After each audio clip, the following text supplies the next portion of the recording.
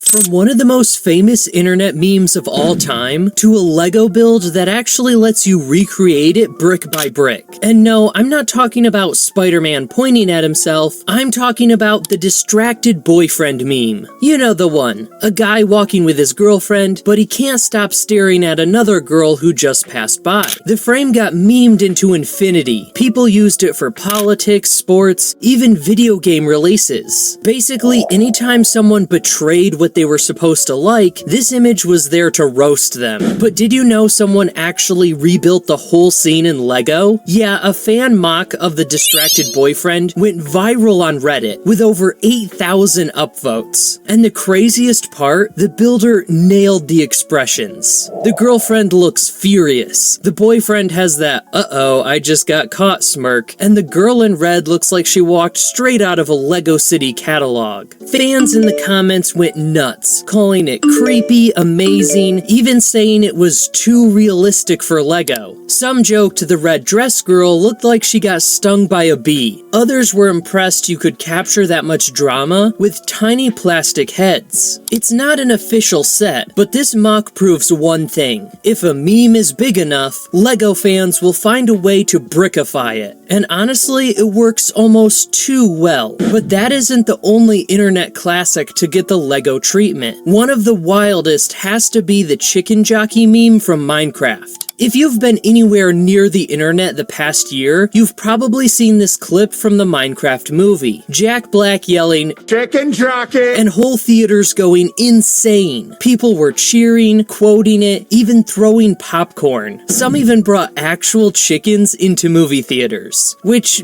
yeah, not the best idea. But here's the thing. Lego actually locked this meme into plastic almost instantly. The Woodland Mansion fighting ring set from the Minecraft movie includes the exact scene, with the baby zombie riding a chicken. It's not a coincidence, that's literally the moment Jack Black memed into pop culture. And it doesn't stop there. Lego doubled down with the Gas Balloon Village attack set, which includes the lava chicken restaurant. That comes from another song Jack Black's Steve sings in the movie, which fans turned into a meme of its own. You might not even like the song when you hear it, but I promise it'll get stuck in your head. This is Lego doing something they rarely do, baking a meme directly into the product before the meme even peaked. Usually, Lego memes come after the fact, but with Minecraft, they literally timed it to the hype cycle, making sure collectors had the moment in their heads before the internet moved on. And if you thought Minecraft getting meme sets was wild, wait till you hear about Marvel. The Daily Bugle set is already famous for having over 25 minifigures, but tucked inside is one of the biggest Spider-Man memes of all time. On one of the desks in the building, there's a little framed picture of Spider-Man. Doesn't sound like much, right? But if you sit a Spider-Man minifig at the desk and get the angle just right, boom, you've created the Spider-Man sitting at his desk meme. The one that's been captioned a million times with stuff like "me at work doing nothing" or "me watching society collapse." It's hilarious that Lego slipped this in so casually, because technically, the original scene wasn't even Spider-Man. It was J. Jonah Jameson in the 1967 cartoon. But Lego knew exactly what fans would do with it. It's basically a meme Easter egg hiding in plain sight. And that's not even the only Spider-Man meme Lego gave us. If you pick up the Spider-Man Final Battle set, you can recreate the legendary Spider-Man pointing meme. And since Marvel themselves already recreated it in No Way Home, Lego is basically letting you recreate the recreation. It's like a Russian nesting doll of Spider-Man memes. Meme inside a meme inside a meme. But Spider-Man isn't the only one who got this treatment. In the X-Men Mansion set, Lego went all in on the sad Wolverine meme. They literally put a tiny tile of the picture Wolverine stares at in the cartoon. The exact one that went viral. You can lay him on the bed, pose him looking down, and yeah, you've basically built heartbreak out of bricks. And Lego knew what they were doing this time. They even advertised it on the official shop page as the Wolverine Crush feature. Imagine that, a meme that started in 1997, reborn in Lego form almost 30 years later. But Marvel doesn't corner the market on memes. In fact, LEGO themselves once dropped what might be the rarest meme set ever made, and it was an April Fool's joke. Back in 2023, LEGO pulled off one of the funniest April Fool's pranks they've ever done. They announced a set called the Majestic Horse, which looks like a classy new creator build. But when the prototype copy arrived at fan media outlets, it wasn't a horse at all. The head had been swapped for Doge. Yep, the meme dog. Much wow, such LEGO. The build was janky on purpose, with oversized hooves and a goofy face. And the packaging? Not even a box, just a freezer bag. That made it one of the rarest LEGO meme sets ever. Not because it was an official release, but because only a handful of fan networks even got one. Imagine flexing a Doge LEGO set in your collection. Absolute chaos. But not all meme references were accidents or pranks. Some are subtle nods hidden in plain sight. One of the best is the Monkey Kid Arachnoid base set from 2021. If you look closely at a computer sticker in the build, you'll spot the Lofi Girl livestream recreated in LEGO. You know the one, the endless YouTube stream with the girl studying at her desk, headphones on, cat in the background. The stream that basically became the soundtrack for an entire generation of students pulling all-nighters. LEGO tucked it inside a tiny Easter egg, but fans caught it anyway. And later, LEGO actually went official with it, teaming up with Chilled Cow in 2023 to make a full LEGO Lo-Fi Girl video. It was legit licensed, animated in LEGO style, and streamed online. The only thing missing? A real set. Can you imagine a Lo-Fi Girl diorama with her desk, books, and a little brick-built cat? That thing would sell out in seconds. But memes don't always come from pop culture or music collabs. Sometimes LEGO themselves accidentally create them by just being LEGO. The most obvious meme to come from LEGO itself? Stepping on a LEGO brick. It's not even tied to a set. It's tied to the pane. One tiny 1x1 hidden in the carpet. And suddenly you're questioning every life choice that led you there. The internet ran with it for years, and it basically became the universal way to describe the sharpest pain known to mankind. LEGO didn't have to advertise this one. Every parent, every kid, every barefoot did the marketing for them. But when it comes to memes that started as LEGO commercials, nothing tops "A man has fallen into the river in LEGO City." This line from a 2009 LEGO City Rescue helicopter ad resurfaced in 2020 and just exploded online. Low-res, goofy voice acting, and the perfect storm of meme timing. People remixed it, added absurd captions, or turned it into full-blown edits. And here's the crazy part. LEGO never tried to bury it. Instead, they leaned into the meme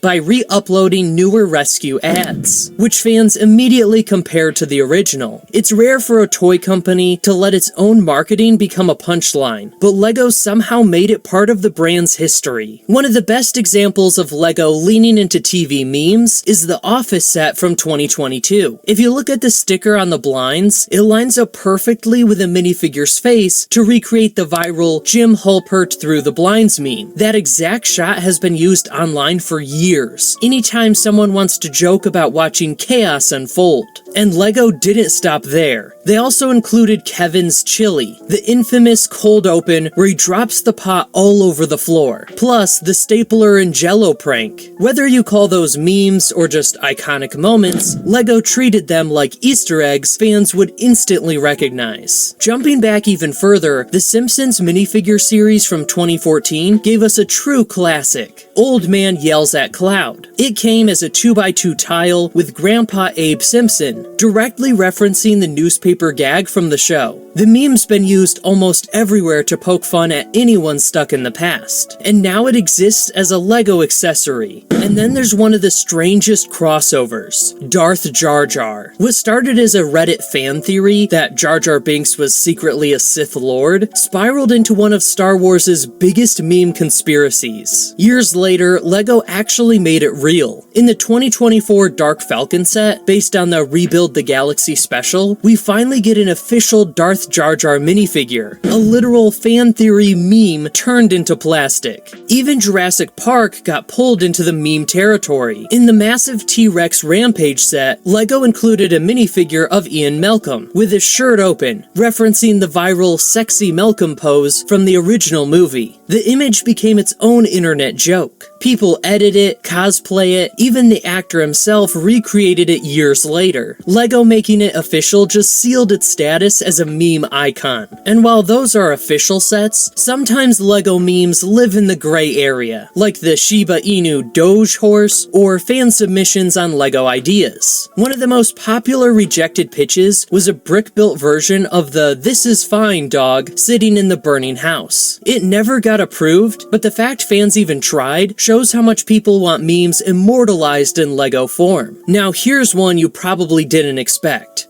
Twilight. Earlier this year, LEGO released the Cullen House set, and if you look at the box art, it directly recreates the infamous "you better hold on tight, spider monkey" scene. That bizarre line from Edward has lived on as one of the internet's favorite Twilight memes.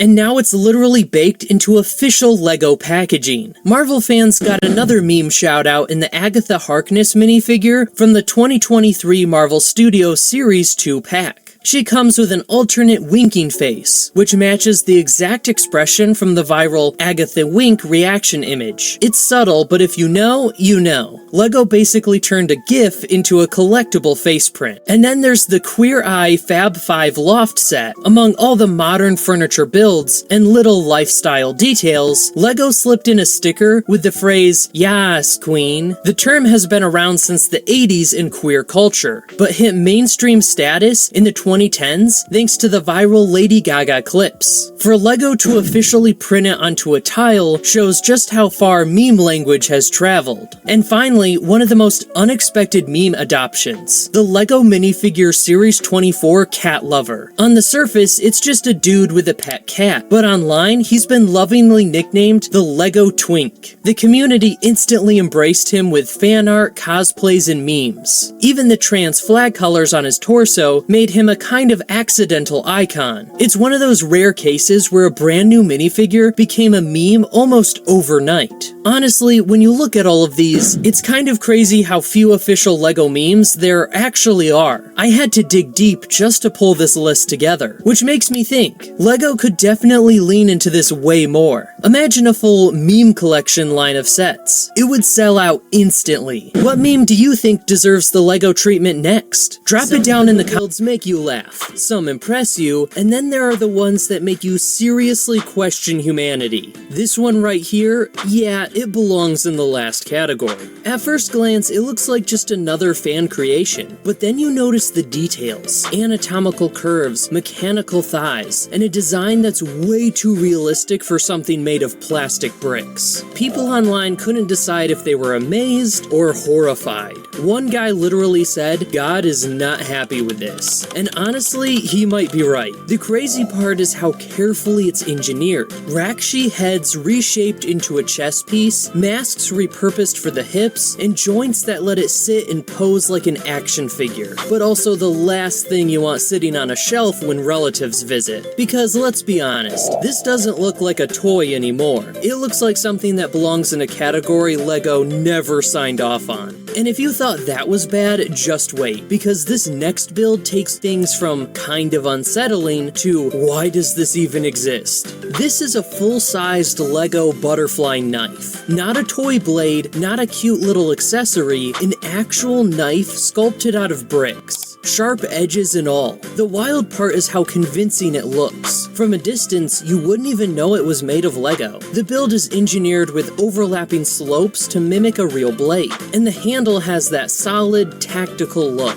It's almost impressive, until you realize how cursed the concept is. A weapon made of a toy that already hurts when you step on it? That's double pain just waiting to happen. Honestly, if someone reached into their bag and pulled this out, I wouldn't even wait to see if it's plastic. I'd be gone before they got a chance to explain. And if you thought a LEGO knife was pushing it, just wait till you see how far the company itself has gone. Because the next cursed piece wasn't fan-made at all. This is the Padme Amidala minifigure from the 2013 Republic gunship set. At first glance, it looks harmless. Just another Star Wars character in plastic form. But the problem here isn't the character, it's the design. design choices. LEGO went out of their way to give this tiny toy a sculpted waistline, abs, and chest details that make no sense for a figure with block legs and cylinder hands. The end result feels less like a collectible and more like an awkward attempt at sexualizing a children's toy. And that's the darker side of it, because when you're selling to kids, why even bother adding curves that nobody asked for? LEGO doesn't give male minifigures abs etched into their torsos, so why does Padme suddenly need cleavage lines carved into her print? It's a tiny reminder that even a company built on bricks can cross the line into weird territory. And once you notice the extra details, you can't unsee how out of place they look on something that was supposed to stay simple and iconic. If LEGO was bold enough to give Padme abs she didn't need, then this next build feels like the complete opposite, because it strips all the kid-friendly out of LEGO and goes straight into nightmare fuel.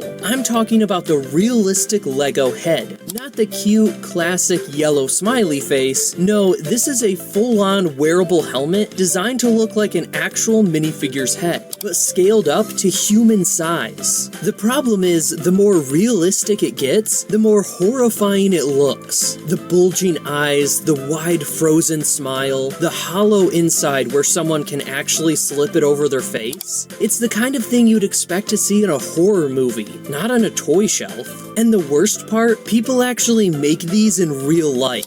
Clay sculpts, 3D prints, full cosplay heads. The kind of thing that if I saw in my hallway at night, I wouldn't even think twice. I'd just leave the house. This isn't LEGO turning playful, this is LEGO crossing into nightmare territory. And if a giant minifigure head wasn't enough to haunt your dreams, this next one will finish the job. Because this takes one of the most wholesome characters ever made and turns him into pure nightmare fuel. This is the LEGO Winnie the Pooh figure, or at least it was supposed to be. Instead of the cute bear everyone knows, what came out looks like something you'd see lurking in the woods at 3 a.m. The proportions are all wrong. The face is stretched in ways it was never meant to be, and the soulless stare makes it feel more like a possessed mascot than a toy. What makes it worse is it wasn't just a Photoshop joke. Someone actually built and animated it for a fan project. And once you've seen this version, the official set doesn't even look cute anymore. It just looks like it's hiding something darker underneath the surface. And if a demonic Pooh Bear wasn't enough, LEGO also managed to sneak in something that's inappropriate for a whole different reason. This tiny Technic conductor, part number 32557, looks innocent if you're a kid, but the second you're old enough to realize what shape it actually is, yeah, it stops looking like a toy piece real quick. The wild part is this isn't a rare, discontinued part. It's everywhere. You'll find it in all kinds of Technic builds, hiding in plain sight. And just when you think it couldn't get worse, LEGO decided to release multiple variations. A short version and a long version. Whoever signed off on that definitely knew what they were doing. It's the kind of piece that proves not every cursed LEGO item has to be fan-made. Sometimes the company themselves slips something into circulation that makes you wonder if the design team was trolling us. And while that piece was cursed because of what it looks like, this next one is cursed because of how it looks. When LEGO teamed up with Angry Birds, instead of giving us a fun crossover, they unleashed this. The LEGO Pig. Supposed to be goofy and cartoony, but the end result looked more like a green lump of Play-Doh that got left out in the sun. The round shape doesn't sit right with LEGO's blocky style. The mustache looks glued on as an afterthought, and the overall vibe is less angry pig and more radioactive potato. It's one of those designs that makes you stop and ask, did nobody on the team look at this and think, maybe kids don't want to own a green turd with eyes? Because honestly, once you've seen this thing, you'll never look at Angry Birds or LEGO crossovers the same way again. And if you thought a radioactive LEGO pig was bad, LEGO once crossed a line that was way darker than just bad design. Back in the day, they released a set literally called the Red Indian. 4 minifigures stuffed into a canoe, painted in one of the harshest, most offensive shades of red you could imagine. No subtlety, no respect, just a stereotype in plastic form. It's not just a lazy design, it's straight up racist. Instead of celebrating native culture, they reduced it into caricatures with exaggerated skin tones that look more like crayons than people. The backlash was so strong the set got pulled, but the fact that it even made it into production shows how tone-deaf LEGO could be at times. And while collectors might chase it now because of its rarity, there's no denying it belongs on the list of items that should have never existed in the first place. And just when you think LEGO couldn't possibly get any weirder, they went and gave us this. The Kardashian of minifigures. Yeah, turn this guy around and suddenly he's rocking a set of studs so massive, it looks like he paid top dollar for a Brazilian brick lift. Forget curves, this minifig is straight up built like he's trying to break the internet. The funniest part is there's no real reason for it to exist. You can't build onto it in any normal way, and you can't use it in a set without laughing. Its only purpose seems to be flexing that double-cheeked up look on a Saturday afternoon. If LEGO wanted to make a figure stand out, they definitely succeeded, because this is the only one that looks like it belongs on the runway instead of a playmat. Honestly, if Kim K ever collaborated with LEGO, this is exactly what it would look like. And if you thought LEGO giving minifigures giant booties was bad, this next one proves the company itself wasn't always plain clean. Back in 2008, LEGO dropped a sticker set for their construction theme, one of their biggest sellers at the time. But instead of keeping it kid-friendly, they thought it would be hilarious to include a worker shouting, "Hey babe." Yeah, LEGO literally turned a stereotype of catcalling into an official sticker on a toy for kids. Parents weren't laughing. The backlash was so bad that LEGO had to apologize and pull the set completely. But the fact that it even made it past approvals shows just how tone-deaf they were willing to be back then. It wasn't just inappropriate, it was flat out embarrassing for a company whose entire brand was built on being family-friendly. And if LEGO thought catcalling stickers were a good idea, just wait till you see their attempt at making dolls for girls. In 1994, LEGO launched a theme called Belleville. The idea was to appeal to a female audience, but instead of building thoughtful sets, they cranked out these oversized doll-like figures that looked more like knockoff action figures from a dollar store. The proportions were awkward, the faces were creepy, and the whole line just screamed, "We didn't think this through." It was so bad that despite being compatible with other LEGO pieces, nobody actually wanted to use them. The theme limped along until 2009, before finally being buried. And honestly, it should have been left in the prototype stage. Belleville wasn't just a fail, it was LEGO showing exactly what happens when they try way too hard to gender their toys. And if Belleville dolls wasn't already weird enough, LEGO decided to double down on bad ideas by turning Star Wars into something that definitely wasn't for kids. I'm talking about the Slave Leia minifigure. Instead of her usual senator's outfit, LEGO thought it was perfectly fine to put her in the gold bikini from Return of the Jedi. A scene where she was literally chained up by Jabba the Hutt. It's one of the most revealing minifigures LEGO has ever made, and it's insane that this was targeted at the same audience who was still figuring out how to spell lightsaber. The fact that it made it into an official set says everything. You're not just buying a spaceship, you're buying a kid's toy that accidentally leans way too close to adult cosplay. I mean, only LEGO could take one of the most iconic Star Wars locations and somehow turn it into an international scandal. When they released Jabba's palace back in 2012, fans were excited until people noticed the designs looked a little too familiar. The dome and towers weren't just sci-fi, they resembled a famous mosque in Turkey. Suddenly, what was supposed to be Jabba's slimy hideout looked like LEGO was mocking a place of worship. The outrage was huge. Religious groups demanded an apology, saying the set was offensive, and headlines blew up everywhere. LEGO's defense?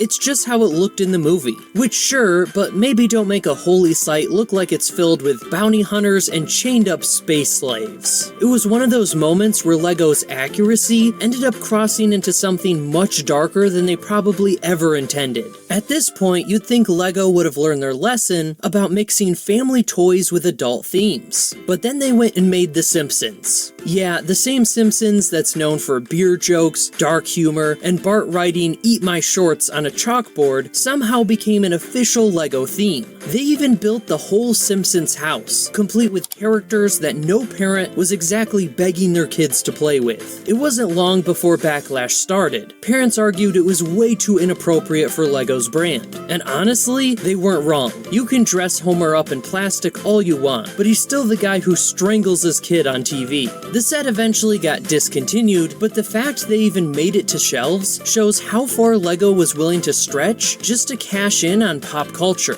Because apparently LEGO wasn't done pushing boundaries. They also managed to make one of the wildest minifigures I've ever seen. A guy so wasted, he literally passed out. This figure shows a man in nothing but his underwear, covered in graffiti scribbles from head to toe, like he blacked out at a frat party and his friends went full Sharpie mode. It's not subtle, it's not clever, it's just straight up LEGO saying, here's what happens when you drink too much. The problem is, this isn't some parody model. It was actually packaged and sold like it was just another collectible, which means somewhere a kid opened up a LEGO pack expecting a superhero or knight, and instead got Mr. Hangover Weekend. It's easily one of the most inappropriate official figures ever released, because nothing screams family toy like a drunk guy with doodles all over his body. And then there was LEGO Scala, which honestly might be the biggest what were they thinking moment in LEGO history.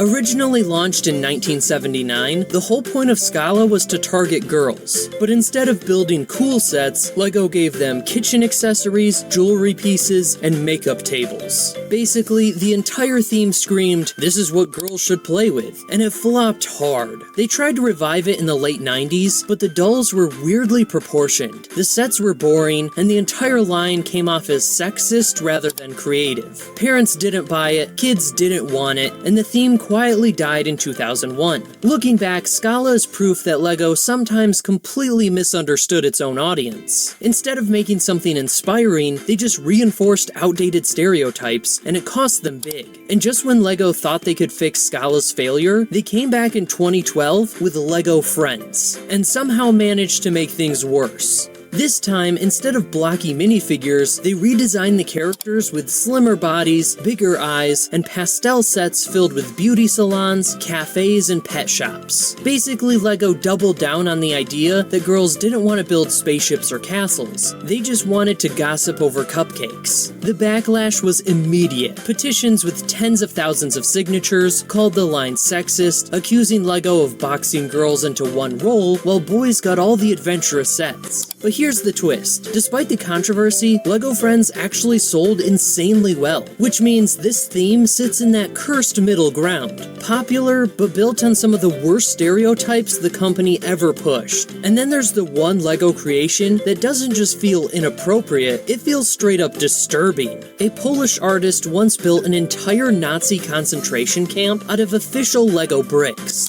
Guard towers, barbed wire, skeletal prisoners, it was all there, recreated piece by piece. LEGO had no idea what their parts were being used for until the project blew up. And once it did, the company wanted nothing to do with it. By then, it had already gained so much attention that a New York museum actually bought it and put it on display as a history lesson. On one hand, yeah, it sparked awareness, but on the other, the fact that kids' building blocks were turned into a replica of one of the darkest moments in history makes this one of the most cursed LEGO builds ever made. And finally, if you thought all that was bad, LEGO somehow still managed to top it with their creepy jack-o'-lantern heads. These weren't cute pumpkins for Halloween, they were nightmare fuel. Hollow orange domes, carved with jagged smiles that looked less trick-or-treat and more possessed scarecrow. Some even came in variations, like LEGO wanted to give you options for how you wanted to be traumatized.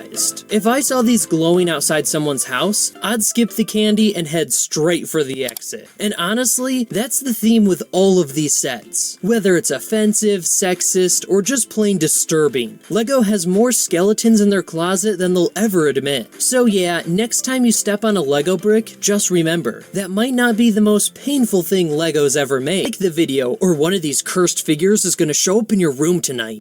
From gold minifigures nobody knows the location of, to LEGO sets that were secretly made for energy companies. These are the wild LEGO secrets you've probably never heard of. This is the LEGO Vesta's wind turbine set, and it's not the one you're thinking of.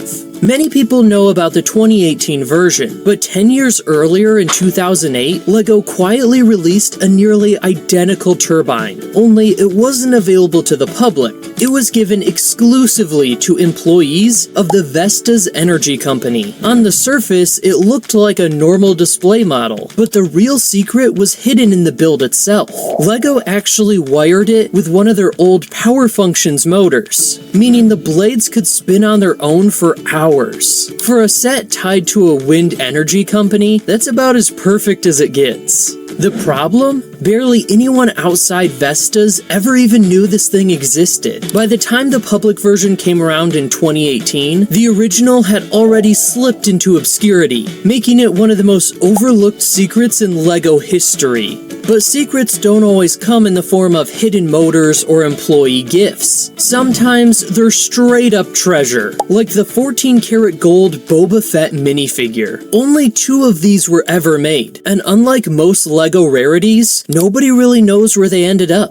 The closest anyone came to finding one was a kid who uploaded an unboxing on YouTube, but it turned out to be fake. So right now, the real gold Boba Fett is less a minifigure and more a legend, an ultra-rare piece of LEGO history that might never be seen again. But not every LEGO secret is about rarity. Some are about remembering where it all started. Before LEGO was even making bricks, they were carving wood, and one of their earliest toys was a little wooden duck on wheels. Decades later, LEGO revived that exact design as a limited edition employee gift in 2016. On the surface, it just looks like a nostalgia nod, but the real trick is in the details. Pull the duck along by its string, and the beak actually opens and closes as it rolls, just like the original. It's a mechanical Easter egg hidden inside what looks like a simple throwback, and unless you worked at LEGO back then, chances are you've never even seen one in real life. Of course, LEGO doesn't just look backward. They also drop the weirdest exclusives you'll ever see. Case in point, the Deadpool duck. Yeah, you heard that right. It's exactly what it sounds like. A mashup of Marvel's Deadpool and Howard the Duck. LEGO gave this out only at San Diego Comic-Con in 2017 through a raffle. And if you weren't there, you were out of luck. The crazy part is that this bizarre little minifigure now sells for around $1,000. And the craziest part is, it wasn't even meant to be widely known. LEGO never released it in stores, never advertised it outside Comic-Con, and yet it became one of the most talked about oddities in their history. And if Deadpool Duck seemed insane, wait till you hear this, because LEGO once handed out a Superman worth more than some used cars. In 2013 at San Diego Comic-Con, only 200 lucky winners got the black suit Superman minifigure. At first glance, it looks simple, just a darker redesign of the classic hero. But because of how limited it was, its price has skyrocketed to over $10,000 on the collector's market. Think about that. A tiny piece of plastic that fits in the palm of your hand, worth more than a year's rent for some people. It's one of those LEGO secrets that doesn't just feel exclusive, it feels untouchable. But LEGO secrets aren't always about money. They've also stumbled into controversy so bad, it almost buried sets. Take Jabba's palace. On shelves, it looked just like another Star Wars build. Dirty walls, slimy creatures, the works. But when fans in Turkey saw it, things blew up. The dome-shaped palace looked way too much like a famous mosque, and people accused LEGO of prejudice. Headlines started calling it offensive, religious leaders wanted it gone, and LEGO had to defend itself by saying it was just copying the movie. Still, the damage was done. What was meant to be a simple Star Wars set turned into one of LEGO's biggest cultural firestorms. And then there's that one that LEGO would rather you never bring up again. A Polish artist once built an entire Nazi concentration camp out of official LEGO bricks.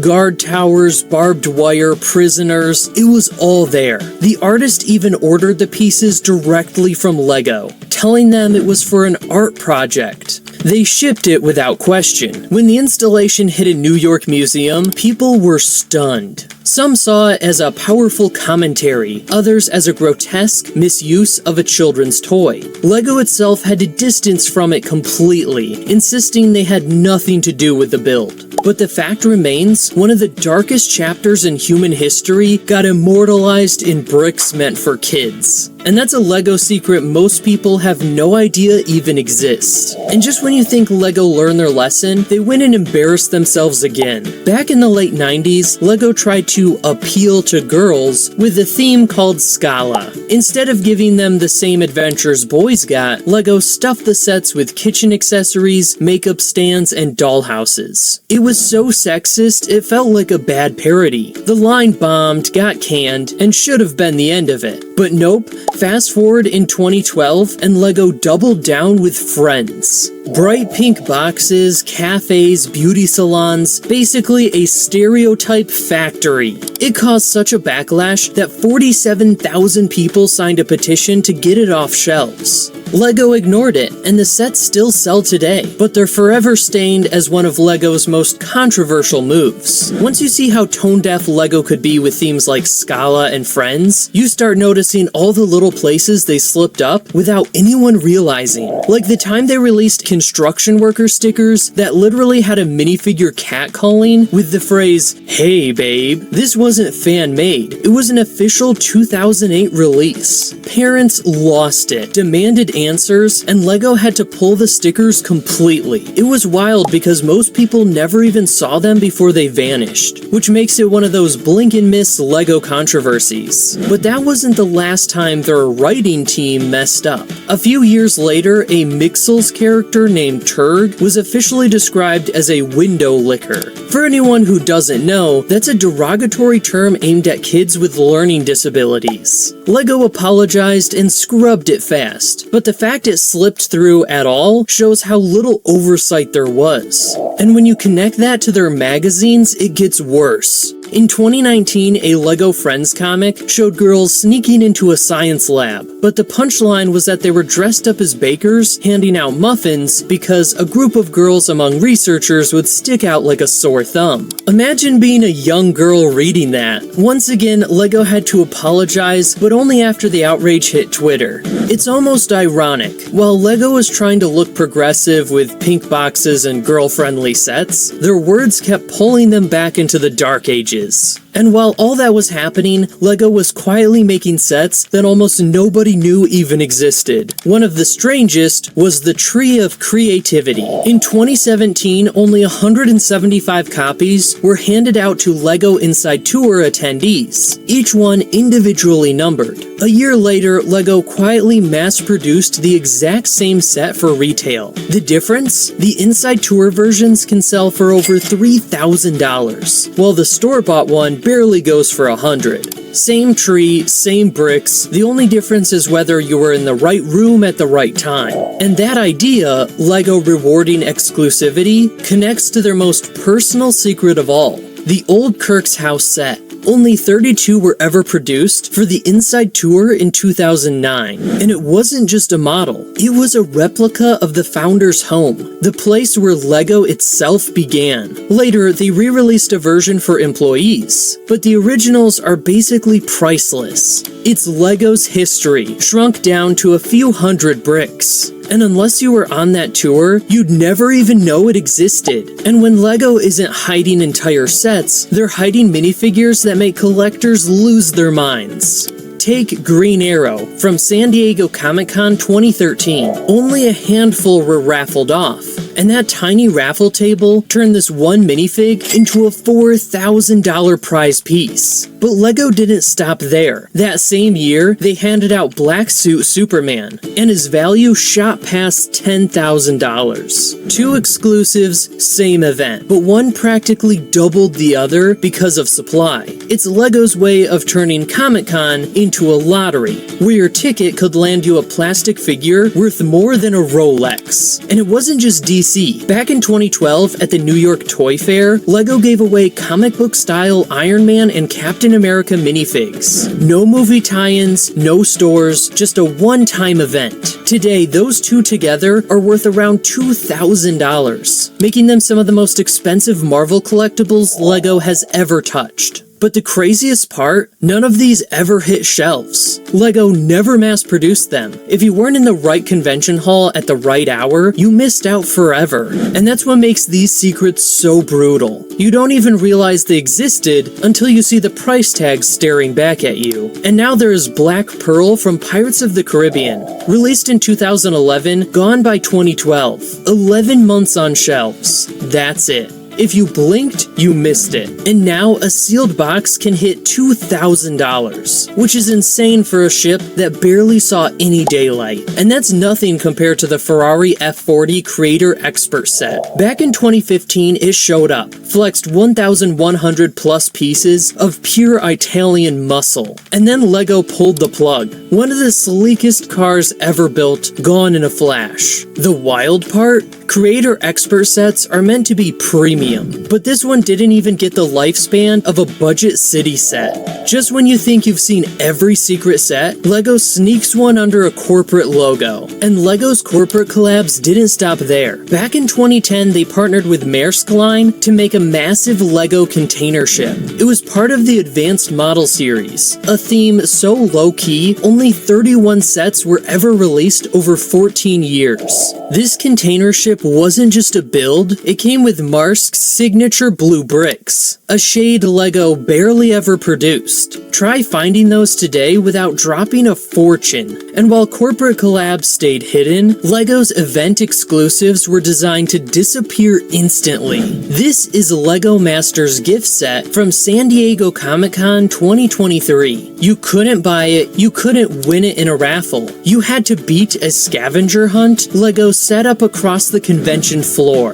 Complete it, and you walked away with a 107-piece set straight from LEGO themselves. No fanfare, no shelves, no restock. For most people, it might have looked like a random build, but for collectors, that's bragging rights sealed in plastic. And then there's the Lester minifigure, the bowler hat, the umbrella, the full Union Jack suit. He was the face of the grand opening of the LEGO store in London, but here's the trick. Only people physically there that day even knew he existed. No ads, no press release. Just show up or miss out forever. And now that goofy little gentleman in blue goes for hundreds online, all because LEGO treated him like a hidden handshake. These aren't just toys, they're breadcrumbs in LEGO's history. And if you weren't in the right place at the right time, they might as well not existed at all.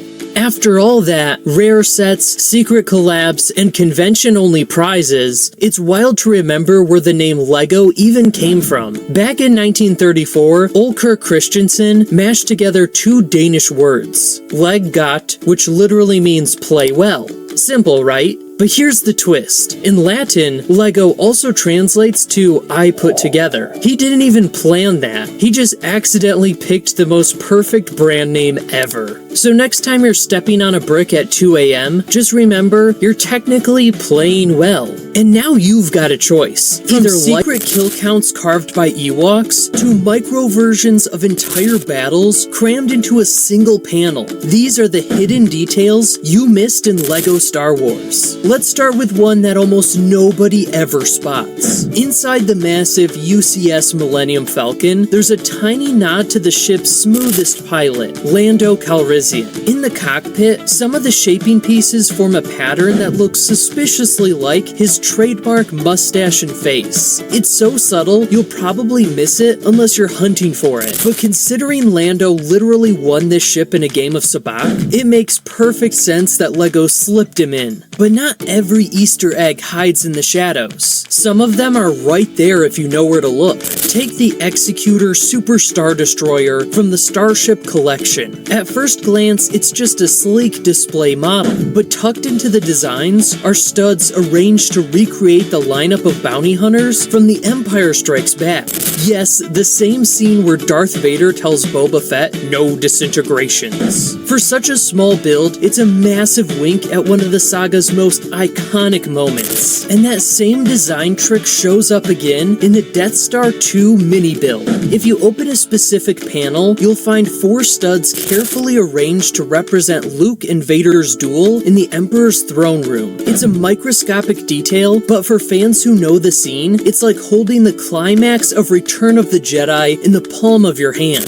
Not every secret hides inside a build. Some are literally sitting on the back. Look at the trash compactor diorama. The front recreates the famous scene where Han, Luke, Leia, and Chewie are about to get flattened. But flip it around and you'll see R2-D2 and C-3PO at the control panel, exactly where they were in the movie, saving the heroes without ever stepping foot inside the compactor. It's one of those details that makes the set feel complete, like the whole story is happening at once. Speaking of those 2 droids, LEGO designers love sneaking them where you'd least expect. In fact, they've appeared as hidden carvings in not 1, but 2 Indiana Jones sets. Back in 2008, R2 and 3PO showed up as hieroglyphs in the Lost Tomb. Then, when LEGO revived the set in 2023, the droids returned in almost the exact same spot. It's a sly nod to George Lucas creating both Star Wars and Indiana Jones, and a crossover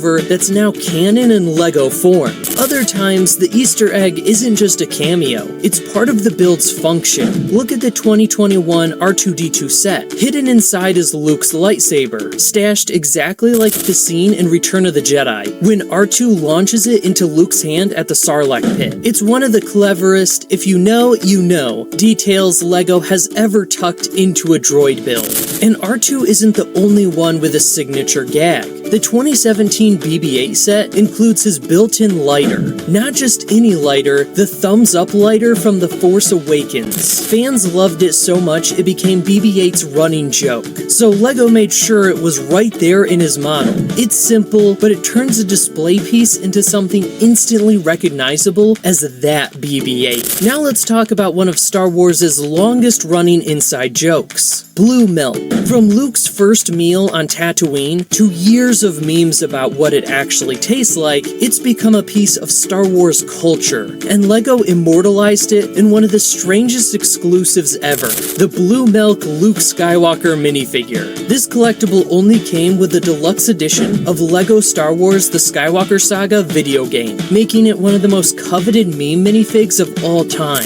But the deepest layer of LEGO Star Wars details isn't plastic at all, it's language. The designers regularly slip in messages in Arabesh, the written alphabet of Star Wars. In the Mos Eisley Cantina UCS set, a sign inside the bar translates to "Wanted," with R2 and 3PO on the poster. It's a clever in-universe joke. The Empire was still chasing them after their escape. The Ewok village set goes even further. One carving simply says Leia, with a heart, basically Han confessing in graffiti form. But another detail is way darker. Tally marks scratched next to a stormtrooper helmet. It's not just decor, it's a kill count. The Ewoks weren't just celebrating on Endor, they were literally keeping score of how many Imperials they'd taken out. And let's be real, probably eaten. Suddenly, the cute tree houses feel way more sinister. Even giant logo sets aren't safe from Easter eggs. Take the LEGO Star Wars logo build. Pop off the top panel of the S and T, and you'll find a micro recreation of the opening chase from A New Hope, the Tantive 4 being hunted down by a Star Destroyer. It's the saga's very first scene, immortalized inside the logo itself. And that attention to detail carried over into the 2019 Imperial Star Destroyer UCS set. Built into its underside is a docking port with a tiny Tantive 4 that clips right in, exactly like the movie, when Vader's ship pulls it in before storming the halls. It's a perfect full-circle connection between 2 completely different sets. Other references are tucked away in places you'd never think to look, like the UCS AT-AT. Inside the body, LEGO included a sticker of the Rebel shield generators from Hoth, the exact target those walkers were trying to destroy, and behind another panel, a stash of octane barrels. Yeah, the classic LEGO fuel company hiding inside a Star Wars vehicle. It makes zero sense, which somehow makes it even better. If you want deep cuts though, you'll have to check out Darth Vader's castle. Hidden in the lower chamber is a Sith holocron, the kind of artifact that stores dark side knowledge. And just a few steps away, there's even a concealed red kyber crystal. They were never shown in the movies, but hardcore Star Wars fans know how important they are. LEGO didn't have to include them, but they did, and it makes the set feel alive with the lore. And when it comes to fan favorites, The Mandalorian gets some of the best nods of all. The Razor Crest set includes the tiny silver shift knob Grogu was obsessed with, right there in the cockpit. And near his carrier, a container of frog legs, referencing the moment Grogu couldn't stop sneaking bites from the Frog Lady's brood. Cute in LEGO form, slightly horrifying in the show.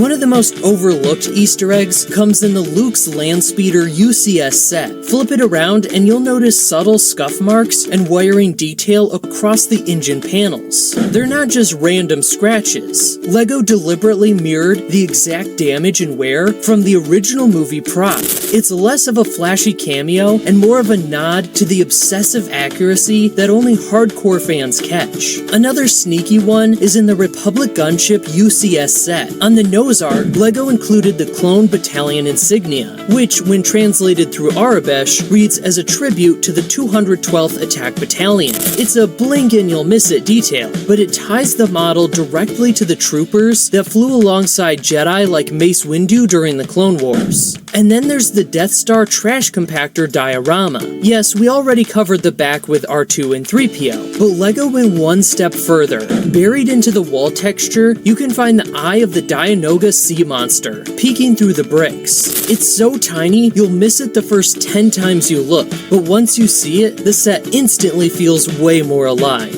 There's also a fun nod in the Imperial Shuttle Tiderium set. If you zoom in on the cockpit control stickers, the Arabesh scribbles actually translate into commands from Return of the Jedi, specifically referencing the stolen clearance codes the rebels used to sneak onto Endor. It's such a tiny thing most builders never translate, but it's LEGO quietly rewarding anyone fluent in Star Wars' alphabet. And in the Slave 1 UCS set from 2015, Boba Fett's display stand includes a hidden printed tile with his bounty hunter insignia, something barely visible in the movies, but beloved by hardcore Fett fans. It's a subtle Easter egg that connects the model to his personal armor and legacy, making the ship feel like more than just a build, but his build. Finally, let's end with a detail that's both hilarious and chilling. In the Ewok village, aside from the kill count helmets, there's a drum built from stormtrooper armor. That's not decoration, it's LEGO directly acknowledging that the Ewoks used Imperial remains as instruments. Cute teddy bears? Not quite. These guys were basically space cannibals. And LEGO slipped that dark truth straight into a family-friendly playset. So yeah, LEGO Star Wars isn't just about ships and minifigs. It's packed with hidden carvings, secret cameos, and tiny lore nods that most people never notice. From Lando hiding in the Falcon to Grogu sneaking frog eggs, these details prove that LEGO designers are just as much fans as we are. Which one blew your mind the most? From a Star Wars walker that literally shipped without a head, to a Disney tribute where LEGO couldn't even print the right number. These are LEGO's biggest screw-ups. The set's so cursed, broken, or downright dangerous that fans still can't believe they actually made it to shelves. And trust me, you're gonna love every single one. So let's start with LEGO's most expensive slip-ups. Back in 2015, one tiny error cost them $1.6 million. Here's what happened. Someone mislabeled a color tube. Instead of dark gray, which is elsewhere in Star Wars and Technic sets, the factory churned out light gray pieces. Sounds small, right? Except that mistake spread into 129,000 sets before LEGO even noticed. That's 129,000 boxes they had to recall before they hit shelves. And it gets better, or worse. LEGO literally called employees back from vacation in the Czech Republic and Hungary just to fix this mess. In the end, LEGO invested in better lighting and pre-printed labels so this wouldn't happen again. But the 1.6 million they lost? Barely a dent, considering LEGO made 3.5 billion that year. Still, that one worker's oops has got to be the most expensive my bad in toy history. Now, if there's one theme you think LEGO can afford to mess up, it's Technic. I mean, that whole line is built around engineering gears, axles, and mechanics that are supposed to feel almost real. So, when LEGO dropped the Porsche 911 GT3 RS, expectations were sky high. This was a $300 set designed to show off the precision of Technic. But here's the problem. The gearbox didn't even work properly. Fans who built it started noticing the gear sequence was all out of order. Instead of shifting smoothly like a real Porsche, it was a clunky misfire. Imagine spending hours building, carefully turning each gear into place, and then realizing your supercar drives more like a broken shopping cart. LEGO eventually admitted the mistake, but here's the kicker. They never issued an official fix. Builders had to figure out workarounds themselves, or follow unofficial fan guides online. And yet, the set still became popular, partly because of the Porsche name, and partly because collectors just love Technic display pieces. But if you ask me, for a set that expensive, the least LEGO could have done was get the gearbox right. Because, let's be real, when you're buying Technic, you're not just paying for the look, you're paying for the engineering. The Porsche gearbox was bad enough, but at least it wasn't dangerous. That can be said for LEGO's Power Functions remote. This little controller was supposed to make your Technic builds feel alive. Drive them forward, reverse, ramp up the speed. But instead of just powering cars, it started cooking itself. Not long after release, reports came in from fans. The remote was overheating, and not just a little warm, we're talking melted plastic. Remotes too hot to even touch. Imagine handing that to a kid and realizing their toy could double as a hand warmer from hell. LEGO had no choice but to issue a full recall. They pulled every single one off shelves, refunded customers, and went back to redesign it so nobody's LEGO night turned into a fire hazard. It's wild, right? The brand that's all about safe, reliable bricks had a product so bad, it basically broke their golden rule. LEGO isn't supposed to hurt you. So, yeah, a melting remote is bad, but what about a truck that literally falls apart the second you touch it? Back in the early 2000s, LEGO released the Explorer Super Truck. On the surface, it looked awesome. Big wheels, chunky build, the kind of set kids would push around the living room for hours. But there was one huge problem. The wheels just kept popping off. Not only was that frustrating, it was dangerous. Those loose wheels were small enough to be a choking hazard, and when they came off, the sharp axles underneath were exposed. Basically, LEGO had accidentally made a toy that could both stab you and get stuck in your throat. Not exactly the kind of play features parents were looking for. The problem was so widespread that LEGO had to issue a full recall across North America. We're talking every retailer, Walmart, Toys R Us, the whole lot. Customers were told to return their trucks for a refund. and Lego quietly pulled the plug on the entire thing. It's one of those fails that make you wonder how it ever got past testing in the first place. Because if a truck can't keep its wheels on, it isn't a truck. It's just a pile of parts. Now, I don't know about you, but when I open a Lego set, the one thing I expect to be perfect is the minifigs. They're the face of Lego, literally. But every so often, the printers in Lego's factories seem to have an off day. What you get is something fans call a shift print. That's when the design on a minifigure, the eyes, the mouth, the helmet details get printed slightly off center. Sometimes it's just a little crooked. Other times, it looks like your clone trooper pulled an all-nighter and forgot how to wear his helmet. The most infamous examples? A clone trooper where the visor was printed way too far to the right. It turned a sleek soldier into a complete joke. And then there's the TIE Fighter pilot with a face print so far off, it doesn't even look like a Star Wars character anymore. Now, here's the twist. While these might feel like pure bad luck if you pull one out of a box, collectors actually love them. Because they're so rare, misprints have become collectibles in their own right. Some of these factory accidents have sold for over $200 online. So yeah, for once, a Lego fail might actually be a win, if you happen to be holding the right cursed minifig. So, shift prints are funny mistakes, but when Lego messed up WALL-E, it wasn't funny at all. It was a full-on headache.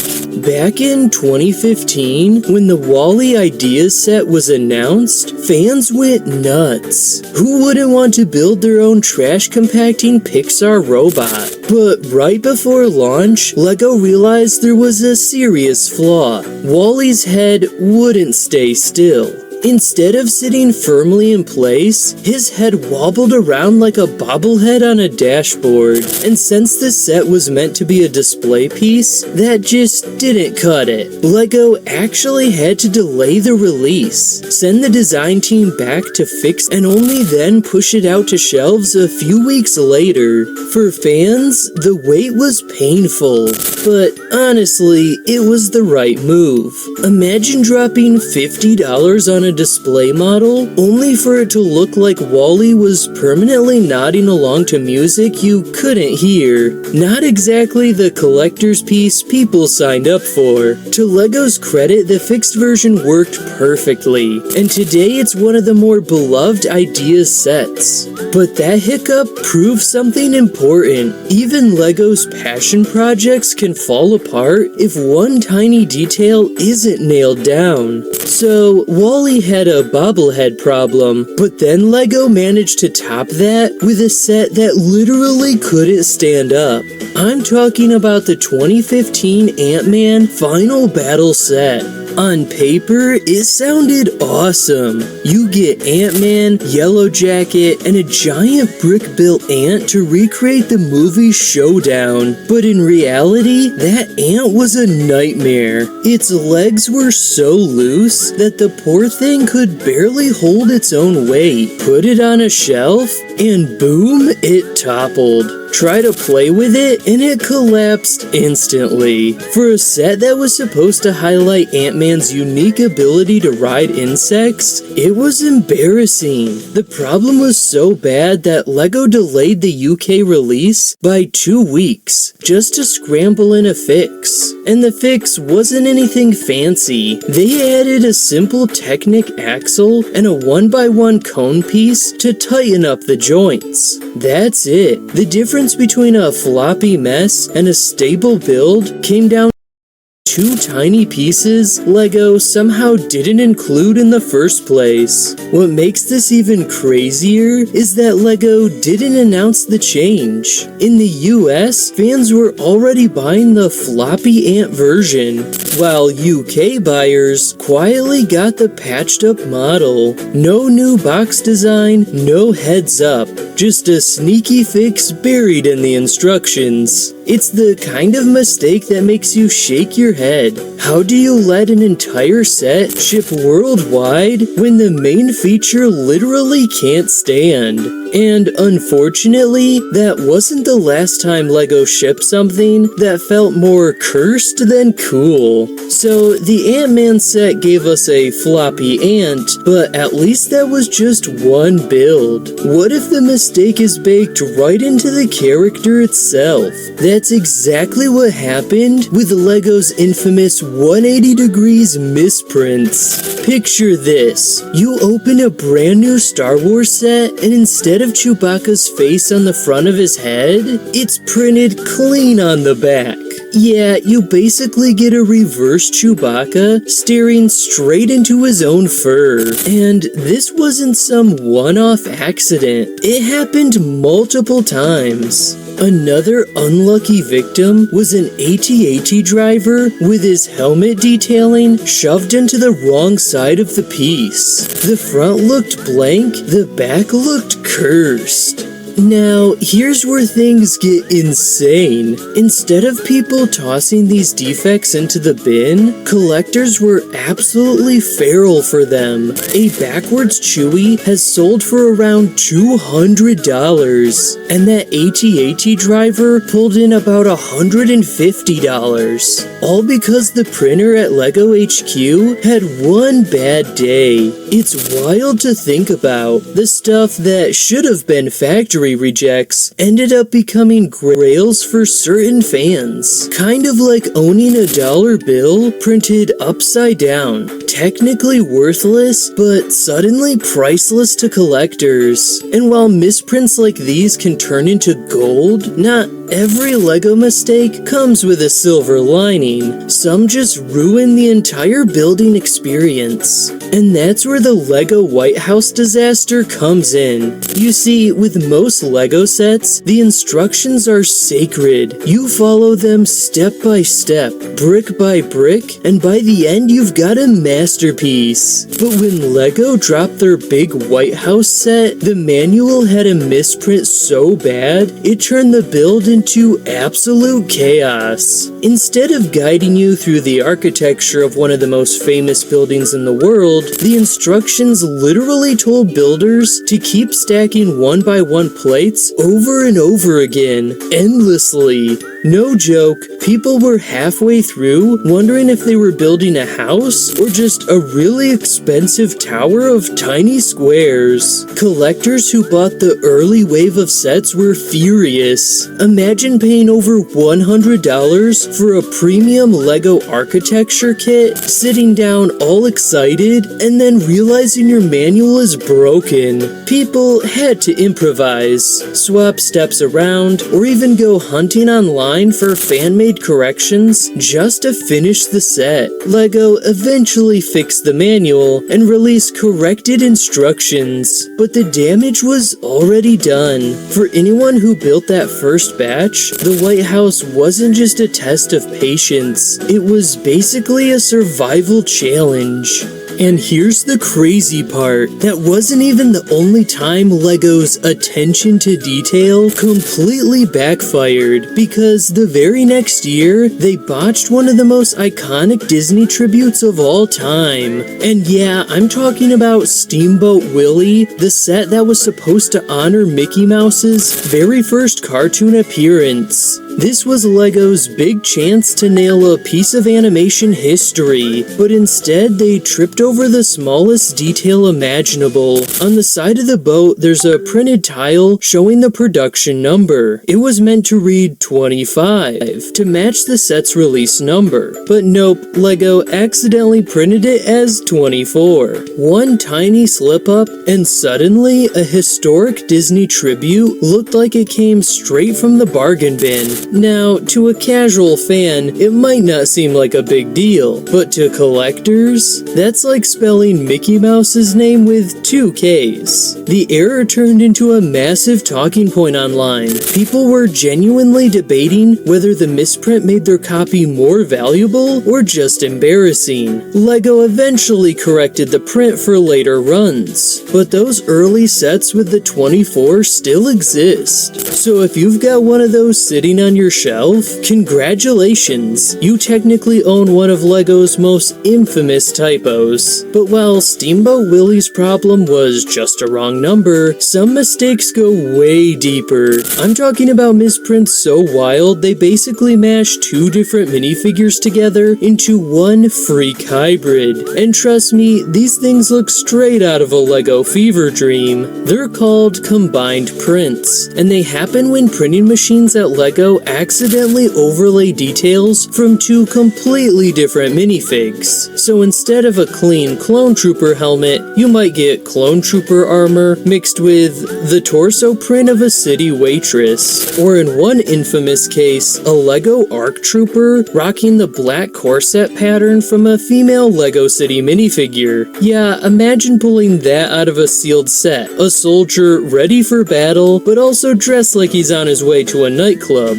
At first glance, you'd think these would just be trash tier factory rejects. But here's where it gets crazy. Collectors absolutely love them. Because they're so rare, these mutant minifigs end up selling for hundreds of dollars online. A single misprinted trooper can easily pull in over $200 if the combo is unusual enough. And it's one of those moments where LEGO's mistakes ends up becoming their most valuable collectibles. And honestly, part of me thinks LEGO hates that because the one-of-a-kind misprints end up overshadowing the carefully designed, mass-produced stuff they actually wanted to sell. But not every mistake ends up turning into gold. Some errors are so awkward, they literally change the way fans remember a character forever. And that brings us to one of the weirdest slip-ups in LEGO Star Wars history, the infamous smooth-haired Leia. Back in 2010, LEGO released the Tantive 4 set, and collectors were hyped. It was one of the first chances to get Princess Leia in a modern Star Wars build, but when some fans cracked open their boxes, they found something bizarre. Leia's iconic hair, the buns, the texture, the whole silhouette was completely gone. Instead, the mold came out perfectly smooth, like someone took sandpaper to the entire piece. And it wasn't just a one-off. Enough copies slipped through that it became a recognized variant, instantly catching the attention of collectors. To most builders, it looked like a lazy, half-finished design, but to the LEGO community, smooth-haired Leia became a grail misprint. Prices skyrocketed. If you managed to get one in that first production run, you were basically holding a golden ticket. Over the years, this factory fail turned into one of the most sought-after Star Wars minifigures ever made, simply because LEGO didn't mean for it to exist. What's wild was that this wasn't even tied to the Tantive 4 alone. Smooth-haired versions showed up in a few other Leia minifigs around the same time, but it's that first release that collectors still chase, because it marked the debut of one of LEGO's strangest and most valuable errors. And while LEGO's smooth hair turned into a legend, not every fail is so glamorous. Some are just flat out embarrassing, like LEGO releasing a set that barely even qualifies as a set. Yeah, let's get into the Coca-Cola football signboard disaster, and honestly, calling it a set feels generous. In 2012, LEGO partnered with Coca-Cola to make a little promo for the Euro Cup. Sounds cool, right? Two iconic brands teaming up for something fun. Except, what fans actually got was a poly bag with 4 pieces. That's it, just 4. And those 4 pieces came together to form a tiny Coca-Cola billboard. No minifigures, no build techniques, no play features, just a sign. Collectors instantly roasted it. LEGO has always prided itself on creativity and engineering, but this was basically the IKEA instructions for open bag, stack bricks, done. It became a meme in the community as one of the laziest LEGO releases of all time. Some fans even said it looked more like a spare parts bag than an actual product. The worst part? It didn't even come in a proper box, just a flimsy poly bag. Imagine being a kid, excited to get a LEGO set tied to one of the biggest sporting events in the world, and then realizing your build is over in 10 seconds. This one didn't turn into a rare collector's gem. It's just remembered as one of LEGO's biggest "what were they thinking" moment. And sadly, it wasn't the last time LEGO fumbled hard, because just a few years later, they managed to completely butcher a beloved Pixar character. When LEGO launched their Incredibles 2 line in 2018, fans were excited to see new characters get the minifig treatment. One of the standout heroes from the movie was Brick. This powerhouse character built like a tank, who could have easily been the female equivalent of Hulk in LEGO form. You'd expect a big fig mold, chunky proportions, something that screams strength. But nope, what we got instead was a regular minifigure, and not even a good one. The colors were completely off. The printing was flat, and the proportions looked nothing like the character from the movie. Instead of a towering bruiser, LEGO gave us what looked like someone cosplaying Brick at a convention, with a poorly made costume. Fans instantly tore it apart online. Out of the entire Incredibles 2 wave, this was the one figure everyone agreed was a straight up fumble. Some even called it one of the worst licensed LEGO minifigures ever made. And honestly, it's hard to argue. The craziest part is that LEGO already had the tools to get this right. They've done big figs for Hulk, Thanos, Killer Croc. The mold literally existed. They just didn't use it. Instead, they cut corners and dropped what could have been an iconic minifigure into the what could have been pile. And unfortunately, Brick wasn't the first time LEGO flopped an entire theme, because years before that, they released a line so ugly, so hated, that it's still remembered as one of LEGO's darkest chapters. Back in 2002, LEGO was in trouble. Sales were down, they were desperately chasing trends, and out of that panic came one of the ugliest themes in company history. Galador was based on a short-lived kids' TV show, and LEGO poured millions into it, thinking it'd be their next Bionicle. Instead, it became their biggest punchline. The problem? Galador barely looked like LEGO. Instead of bricks and studs, the sets were made of weird action figure parts with strap-on limbs. You couldn't really build with them, and when you did, the results looked horrifying. One set literally looked like a broken McDonald's toy. Another looked like a rejected Power Rangers villain. Fans at the time were brutal, and even now, Galador is still roasted as LEGO's worst theme ever. To make it worse, LEGO didn't just dip a toy into Galador, they went all in. There were 19 sets, Happy Meal tie-ins, even a video game, and every single one bombed. Instead of saving LEGO, Galador almost buried them completely. In fact, insiders still say it was one of the low points that nearly bankrupted the company in the early 2000s. But here's the crazy twist. Years later, Galador's failure actually made it kind of legendary. The sets are so bad they've become collector curiosities. People buy them ironically or make cursed builds with them for laughs. It's a reminder of what happens when LEGO forgets what makes them special. And as bad as Galador was, LEGO still wasn't done making head-scratching themes. Just a year earlier, they had given us Jack Stone, another experiment that made fans wonder if LEGO had completely lost its mind. Jack Stone launched in 2001, and the whole pitch was that it would be easier for kids to play with. Instead of tiny LEGO pieces and regular minifigures, LEGO made these big, clunky action figure style characters with frozen expressions that looked straight out of a low-budget cartoon. Their bodies were tall and lanky, their heads were oversized, and their arms didn't even move the same way as normal LEGO minifigures. Basically, they looked fake, and that was the real problem. If you walked into a store back then and saw Jack Stone on the shelf, you probably would have thought it was some knockoff brand. The sets themselves weren't much better either. They used fewer bricks, had oversized pre-molded parts, and completely missed what made LEGO fun: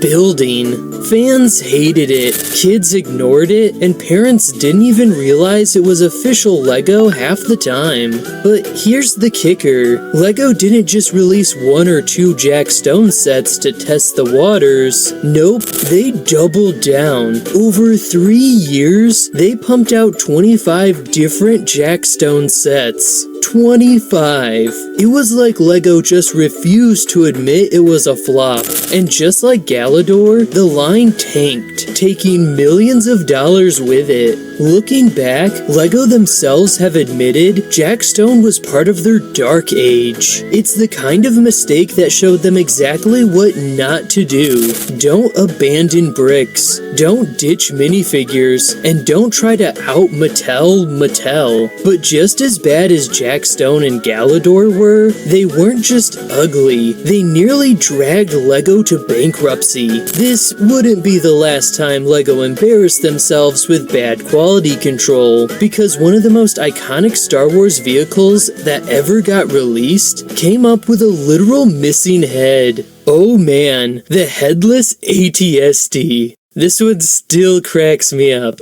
So in 2016, LEGO dropped a set based on Rogue One, a Star Wars story, and on paper it was a solid pick. The AT-ST Walker, one of the most recognizable vehicles in Star Wars. Fans had been waiting for a fresh version for years, so expectations were sky high. But when the set actually hit shelves, people opened the box and built it, only to realize something insane. The AT-ST, the literal all-terrain scout transport, didn't have a head.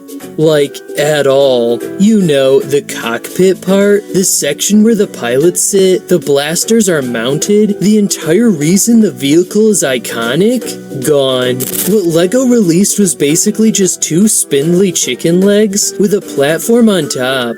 It looked less like an Imperial war machine and more like a half-finished mock someone forgot to upload to Bricklink. Fans were furious. Memes exploded across Reddit and forums. People were like, who approved this? Did they run out of bricks? Did the Empire cut funding for helmets? The backlash was so bad that LEGO had to rush out a proper AT-ST set just a year later, almost as if they were apologizing for the embarrassment. And honestly, this moment summed up LEGO's dark age perfectly, when they were struggling financially and cutting corners in the weirdest ways. Because, let's be real, when one of the most iconic vehicles in Star Wars history comes out headless, you know something went seriously wrong behind the scenes. Alright, let's get into those cursed Star Wars figs, because honestly, these deserve their own hall of shame.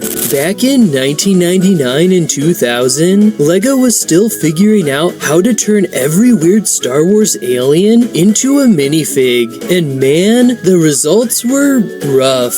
Take Eldar Beto, one of the pod racers from the Phantom Menace. On screen, he's this colorful, bug-eyed alien with a snout, but Lego's version? It looked like someone glued a lime green traffic cone onto a minifigure body and called it a day. No special mold, no printing finesse, nothing. Just pure nightmare fuel. And it gets worse, because the very next year, LEGO dropped Gasgano. If you've seen the pod race scene, you know Gasgano is this lanky alien with 4 arms. Sounds like a fun challenge, right? Well, LEGO's solution was basically to slap a bizarre, stretched out head on a torso and pretend 2 arms were enough. The thing looked so cursed, fans still bring it up as one of the ugliest LEGO Star Wars minifigures ever made. Here's the thing though, at the time, LEGO was nearly bankrupt. They didn't want to waste money making new molds for one-off aliens, so they cut corners, and it shows. But those choices aged terribly, because now, side by side with modern figs, these pod racer characters look like bootlegs from a dollar store bin. So unless LEGO digs back into the pod racer lineup and finally gives characters like Eldar Beto or Gasgano the updated molds they deserve, those old figures will always stand as a reminder of how rough things got during LEGO's darkest years. What about you? Out of everything we covered, which mistake blew your mind the most? Let me know in the From a cargo spill that dumped 5 million LEGO pieces into the ocean, to the employee-only minifigure business cards you'll never get your hands on. These are 10 more things LEGO doesn't want you to know. The first detail isn't just hidden in LEGO history, it's sitting at the bottom of the ocean. Back in 1997, a shipping container fell overboard off the coast of Cornwall, England. Inside were roughly 5 million LEGO pieces, bound for toy stores around the world. But the ocean had other plans. Over the last 25 years, beachcombers and divers have been finding bits of that shipment scattered across coastlines. Tiny scuba tanks, flippers, even little dragon wings. But here's the twist. One part of that shipment went completely missing for almost 3 decades. We're talking about the LEGO shark. See, records show that of the 5 million pieces in the spill, 51,800 were shark figures. That should have been enough to populate an entire ocean of plastic predators. Yet for years, no one could find a single one. Beachcombers turned up thousands of seagrass pieces, tiny spears, and miniature cutlasses, but not a single shark. It became a LEGO urban legend. The sharks vanished without a trace. And then, in 2022, it finally happened. A fisherman named Richard West pulled one up in his net while working the Cornish waters. That single shark became the first confirmed survivor of the 1997 LEGO spill. After nearly 30 years of silence, the shark's head finally surfaced. But why did it take so long? Unlike the light flippers and flowers that float easily, the shark mold is heavy, bulky, and hollow in strange places. Scientists think most of them sank straight to the seabed back in '97, buried under layers of sand and silt. So unless you're dragging a net through the right patch of ocean, you'll never see one. West's catch wasn't luck. It was a 1 in 51,800 chance. And that's what makes this detail so haunting. Out of millions of LEGO pieces floating in the wild, the sharks turned into ghosts of the sea, talked about in newspapers, studied by scientists, even tracked by LEGO hobbyists, but rarely, if ever, seen in real life. The second hidden detail isn't buried under the ocean, it's hidden in people's wallets. Because for a short window of time, LEGO employees had access to something so rare that even collectors with thousands of sets will never own one. I'm talking about LEGO business cards, made entirely out of LEGO. These weren't just novelty pieces, each employee got a personalized 2x4 LEGO brick printed with their name, phone number, and email. But that wasn't the crazy part. On top of the card, there was a special custom minifigure designed to look exactly like them. Same hairstyle, same glasses, even the right torso print. The idea was simple. Instead of sliding someone a boring piece of paper, you'd hand them a literal LEGO brick with your minifig attached. It was the ultimate flex, showing off the brand while also making sure no one ever forgot who you were. I mean, imagine going to a meeting and walking away with a pocket-sized LEGO version of the person you just met. But here's what makes these business cards so legendary. They were never sold to the public. Ever. They were strictly an internal perk, which means today, if you find one of these floating around on eBay, you're looking at prices anywhere from $150 to $500 per card, and that's even if you can find one. Collectors call them the holy grail of LEGO oddities, because unlike a Star Wars set or a rare minifig, these were made in ultra low numbers, tied to specific people. It's not like LEGO printed thousands of extras. Once that employee left, their card stopped existing. In other words, it's the one-of-a-kind LEGO you'll never be able to build yourself. The third small detail is one you might have missed even if you've been collecting LEGO your whole life. It's not a hidden print or a forgotten piece. It's about a cape. When LEGO first introduced fabric capes back in the early 1980s, most famously with the 1984 castle sets and later the first LEGO Star Wars minifigures, they were made from a stiff felt material. If you owned one of those early Darth Vader or Batman figs, you know the struggle. One wrong fold and the cape would crease forever, stored in a tight box, and you'd pull it out years later with wrinkles that looked like battle scars. And for decades, LEGO kept it that way, 41 years to be exact. Same stiff cloth, same fragile folding, until finally, in 2015, they changed everything. The new design swapped the old material for a softer, dual-layer fabric. Suddenly, the capes could drape naturally, bend around arms and legs, and even flow like real fabric. Collectors were blown away, not just because they looked better, but because they actually felt like miniature clothing. For LEGO, it was a quiet revolution. You didn't need instructions to notice the difference. Pick up a Jedi from the old line, then compare it with a new one, and it's night and day. And here's the kicker. LEGO didn't just stop at one version. They actually released multiple variants of the new cape fabric. Some thin and silky, others thick and textured, designed to match the weight and look of different characters. Darth Vader got one style, Superman another. Even obscure minifigs got specialty cloth. It might seem small, just a cape, but for LEGO, it was a signal. After 4 decades of keeping things the same, they finally admitted the little details matter. But the fabric upgrade aren't the only secret LEGO has been hiding. Some mysteries are way bigger.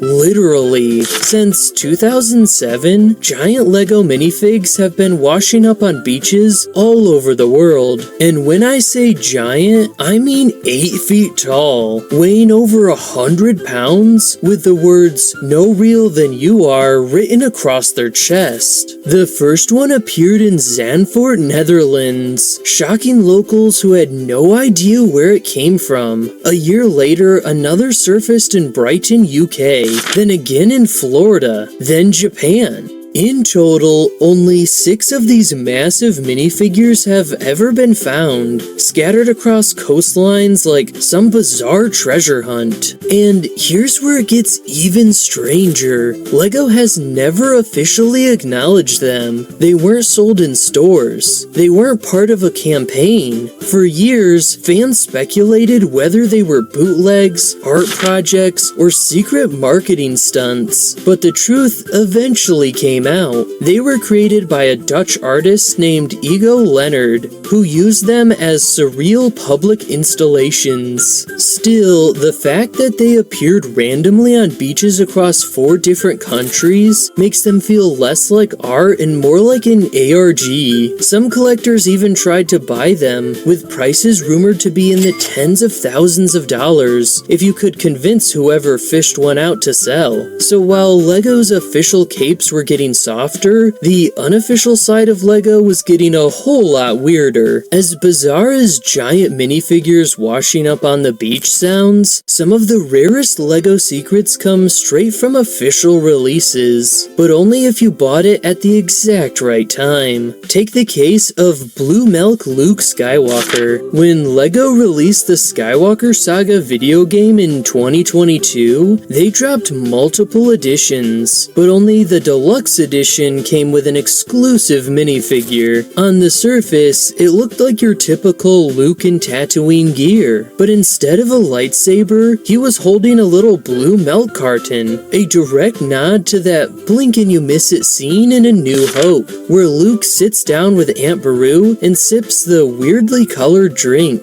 It was an inside joke that had been running in Star Wars circles for decades, and LEGO finally turned it into plastic. But here's where it gets wild. Blue Milk Luke was never sold separately. If you didn't pre-order or pick up that deluxe edition at launch, you missed your chance forever. Today, that single minifigure can sell for $150 to $300 on resale sites. All because LEGO leaned into a fandom joke and turned it into one of the most coveted Star Wars exclusives. And it shows you something important about LEGO's design philosophy. Sometimes the smallest joke, a glass of milk, becomes the rarest treasure. But little cartons of milk aren't the only Easter egg LEGO slipped in. If you really want to unlock their secrets, you have to learn a new language. In the Star Wars universe, that language is Aurebesh, the written alphabet that shows up on screens, walls, and posters across the galaxy. And LEGO designers love sneaking it into sets. Take the UCS Mos Eisley Cantina. At first glance, it looks like just another stickered tile behind the bar, but translate the Aurebesh and it doesn't say menu or specials, it says wanted, with none other than R2-D2 and C-3PO listed as fugitives. Which makes perfect sense, considering how they fled the cantina with the Empire on their tail. The Ewok village has another Aurebesh secret, though this one is darker. Among the tree carvings is a word circled with a heart that translates to Leia, a cheeky little nod that Han left his mark,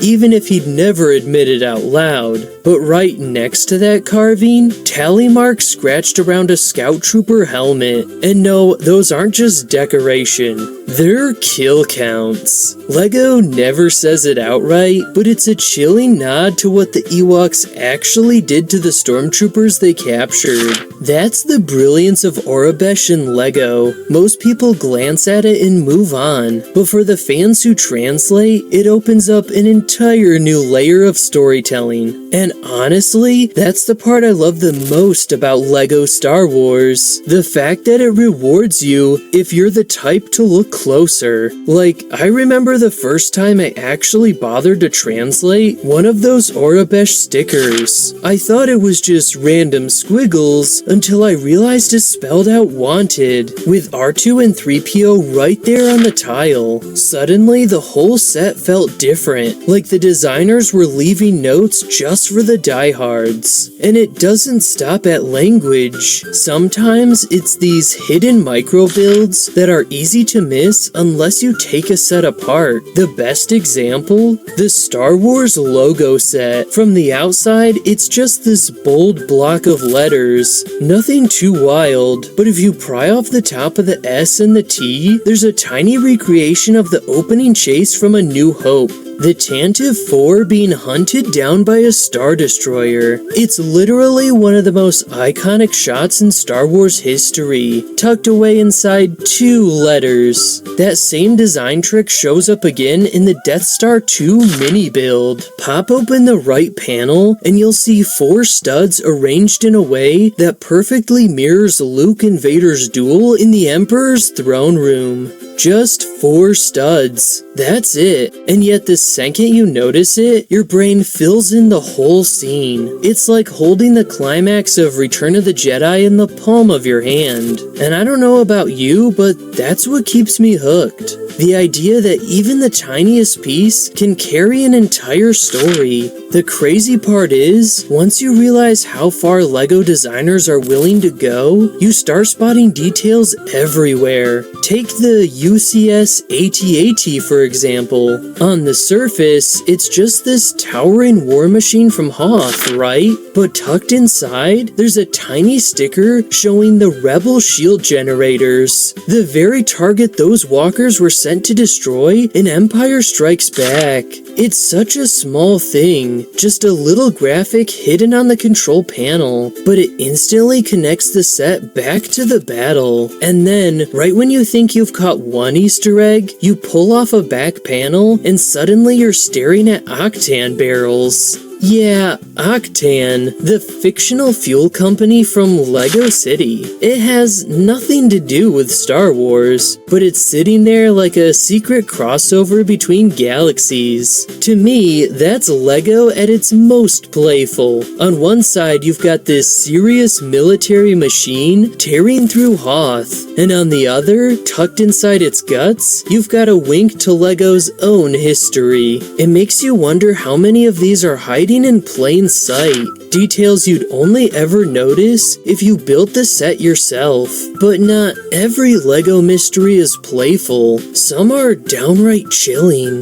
Back in 1991, a woman named Lucille Johnson was found murdered inside her home in Salt Lake City, Utah. The case went cold for over 20 years. No suspects, no solid leads. But there was one overlooked detail that would end up solving it decades later. Lego bricks. Scattered in her driveway and near the doorway were a handful of pieces, the kind you'd expect a child to play with. At the time, they seemed irrelevant. But in 2013, investigators reopened the case with modern forensics. They swabbed those same bricks, and unbelievably, they carried fingerprints. The prints matched a 5-year-old boy who had lived in the area at the time. That boy's father was John Sansing, already serving time in Arizona for another murder. Suddenly, the pieces connected. Detectives realized Sansing had likely brought his young son along that night, using him as a way to get close to the victim's house. The child handled the toys, leaving behind prints that sat unnoticed for decades, until technology finally caught up. It's eerie when you think about it. A handful of Lego bricks forgotten at a crime scene ended up cracking a homicide case wide open. And that wasn't the only time Lego brushed up against the eerie, because in Star Wars The Skywalker Saga, there's a side quest that's way darker than you'd expect for a Lego game. In the streets of Mos Espa, you'll stumble across a silver protocol droid wandering aimlessly. At first it looks looks harmless until you follow it. The music shifts, the droid stares at you in silence, and then suddenly it runs inside a house, only to vanish completely. That droid's name? Nobot. And if you know the expanded Star Wars lore, you know why this is so unsettling. According to the legend, Nobot was once found wandering a murder scene. A woman and her unborn child killed in cold blood. Nobot himself was covered in blaster fire and blood. Even worse, his damaged module was rumored to replay the sounds of her last moments over and over again. LEGO didn't make up that backstory. It's canon. But dropping it inside a family-friendly LEGO game? That's bold. And to lean into the creepiness, the developers even named the mission Ghost Protocol. So yeah, LEGO has a dark side you don't always see on the box. But I can see your darker side from this video, and what could be the possible reason you haven't subscribed to us yet? We publish videos every other day, so make sure you toilet that actually flushes to this hidden Mario power box. These are 53 Easter eggs in LEGO that you probably missed. First up is an Easter egg hidden right in the most important piece of modern cinema, The Last Jedi, LEGO Star Wars 40th Anniversary Death Star set. When you go around the side of this micro build and pull down one of the panels, you'll find two simple studs. One black and one beige. These tiny pieces actually represent Luke Skywalker and Darth Vader during their final fight on the second Death Star in Return of the Jedi. They had been doing such stuff with many other micro builds too, like they did it in the Invisible Hand set too. If you notice, there's a yellow and a brown stud sitting right next to each other, representing Obi-Wan and Anakin when they crash landed on Coruscant in Revenge of the Sith. If you're a Stranger Things fan, then you'll really appreciate the attention to detail in the Upside Down set.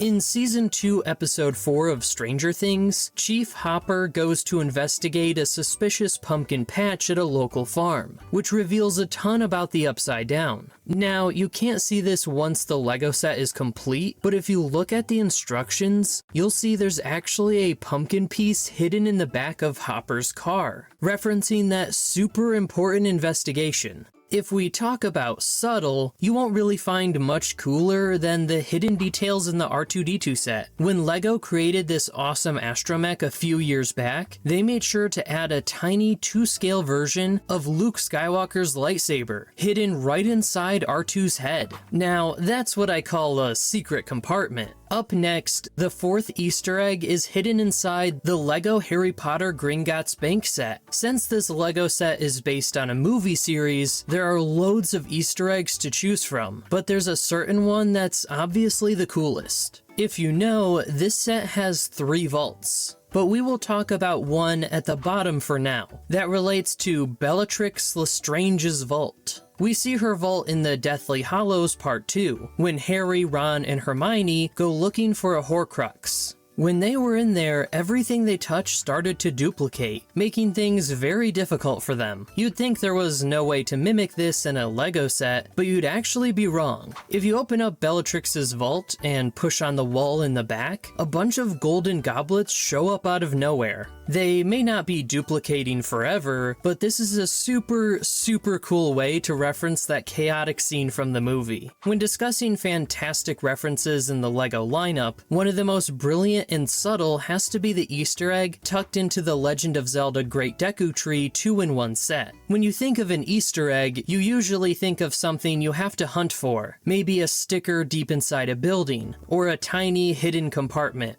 But this one is actually right there, out in the open, once you complete Link's iconic house from the Ocarina of Time. You might notice a little wooden sign near the entrance, covered in a bunch of weird swirling squiggles. Now, for the casual fan, that's just set dressing, a nice little detail. But for anyone who's spent hundreds of hours in Hyrule, we know this isn't just decoration. It's Hylian, the written language of the Zelda universe. When you translate those Hylian runes, the sign reads, "It's a secret to everybody." This is more than just a clever sign. It's one of the longest running, most beloved memes in Zelda history. This phrase was first uttered by Moblin in the original 1986 The Legend of Zelda on the NES, and he said it after Link gave him rupees in exchange for a powerful sword upgrade. It then popped up in A Link to the Past, Ocarina of Time, and countless other entries. It's just awesome that LEGO continued this hilarious, almost meta joke in their set. While I'm talking about the Deku tree set though, there's one more Easter egg that you just have to know about. There's a big plant-like character named Hetsu who famously holds a pair of maracas. Well, you can actually build Hetsu in this set. And look, he even has his maracas too. Want to know something crazy though? They actually make noise. This was super easy to pull off too. All you had to do was put a stud in each maraca. It's simple, but it works really well. And it's a great Easter egg for true Zelda fans. Up next is a super funny Easter egg in the LEGO City Undercover video game. When it comes to video games, most Easter eggs are either secret endings or hidden items. But this one is totally different. This LEGO game is based on the LEGO City theme, nothing more, nothing less. But for some reason, there's a Mario mystery block you can actually interact with. This game came out all the way back in 2013, so fans thought LEGO was hinting at a LEGO Mario game. But all these years later, we still haven't seen that game. So the devs really just did this for fun.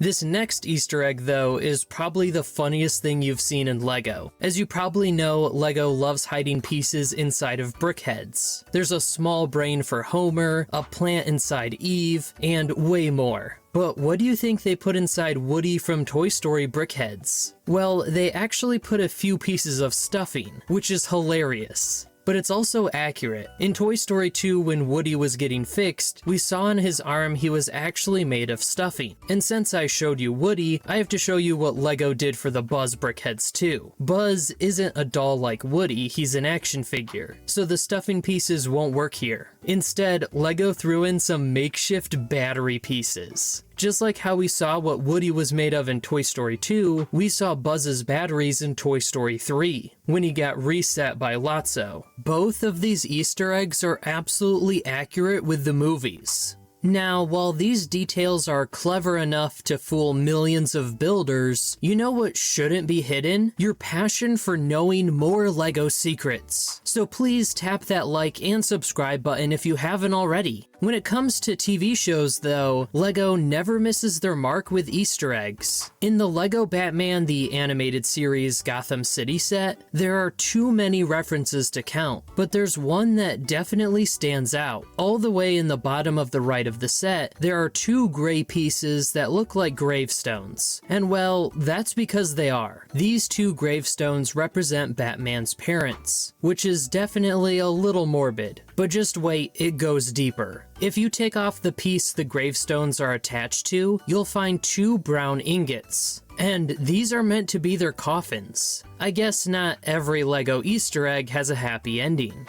Now, this wouldn't really be a deep dive video if I didn't show you something truly gross. We're talking about one of the funniest Easter eggs in all of LEGO, and it's hidden in the massive LEGO Ninjago City Market set. This set is huge, having over 6,000 pieces, so finding Easter eggs is tough. But if you actually build this set yourself, there's no way you'd miss this. If you look at the top of the set, you'll see a bathroom, and believe it or not, this is where the Easter egg is. The toilet in this bathroom actually flushes and sends poop, represented by brown studs, through a drain system to the outside of the set. It's by far one of the funniest Easter eggs in LEGO, and it literally poops bricks.